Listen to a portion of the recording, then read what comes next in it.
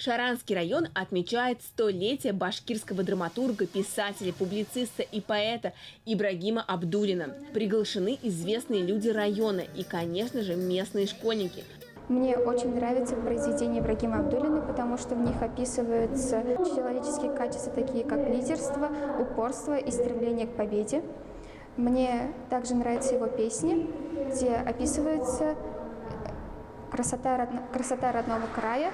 По случаю юбилея открыта мемориально-информационная доска на одноименной улице, чтобы сельчане знали о такой исторической личности. Вот, кстати, постановка по одному из его многочисленных произведений. Я очень горжусь, что я учусь в этой школе, где Ибрагим Абдуллин сам учился.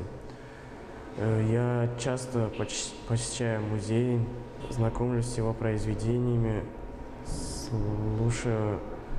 слушал его песни. А в селе Зереклы, на исторической родине Ибрагима Абдуллина, теперь есть аллея его имени, которую заложили местные деятели культуры. Кстати, Ибрагим Абдуллин тоже бы с удовольствием принял участие в нечто подобном. Ведь он был очень активным человеком. Например, любил обучать молодых поэтов стихосложению. Знайте свою историю и читайте побольше. Татьяна Никитина из села Шаран специально для Горы новостей.